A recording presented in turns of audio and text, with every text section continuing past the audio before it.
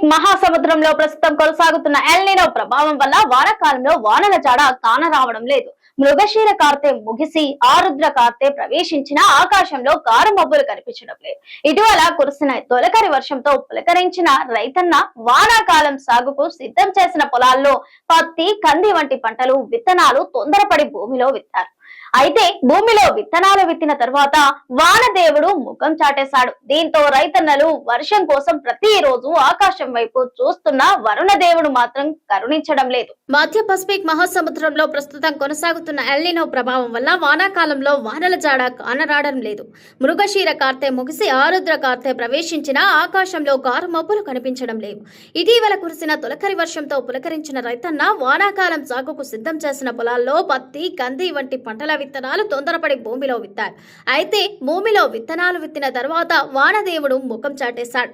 దీంతో రైతన్నలు వర్షం కోసం ప్రతిరోజు ఆకాశం వైపు చూస్తున్న వరుణదేవుడు మాత్రం కరుణించడం లేదు. దీంతో రైతన్న కన్నీరు మున్నీరవుతున్నాడు. ఇప్పటికే రాష్ట్ర వ్యాప్తంగా నైరుతి రుతుపవనాలు విస్తరించిన సీజన్ ఆరంభంలోనే తీవ్ర వర్షపాత లోటు ఏర్పడింది. మధ్య పసిఫిక్ మహాసముద్రంలో ప్రస్తుతం కొనసాగుతున్న ఎల్ నినో ప్రభావం వల్లే రైతులు ఆందోళన చెందుతున్నారు.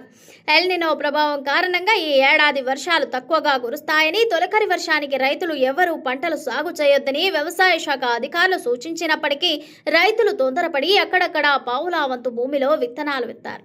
విత్తనాలు విత్తని రైతులు అదును దాటిపోయిందని ఆందోళన చెందుతున్నారు. విత్తిన రైతులు సాగు కోసం ఖర్చు చేసిన పెట్టుబడులు బోడిదలో పోసిన పన్నీరేనా అంటూ కుమిలిపోతున్నారు.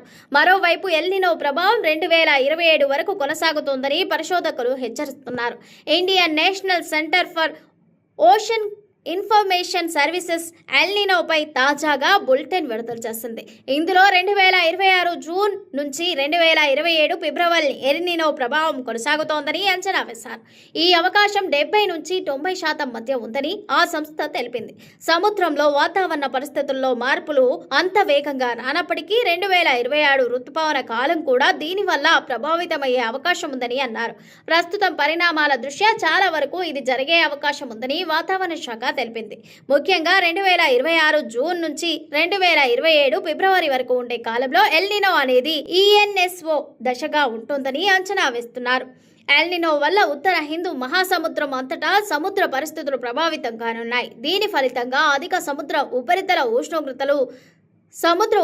భాగంలో ఉష్ణ పరిమాణం పెరగడం, సముద్ర వడగాల్పులు పెరగడం వంటివి సంభవిస్తాయని వాతావరణ అధికారులు అంచనా వేస్తున్నారు. ఈ పరిస్థితులు బంగాళాఖాతం, అరేబియా సముద్రంలోని సముద్ర వాతావరణ వ్యవస్థలు, మత్స్య సంపద, తీర ప్రాంత పర్యావరణాలపై తీవ్ర ప్రభావం చూపుతాయని పేర్కొన్నారు.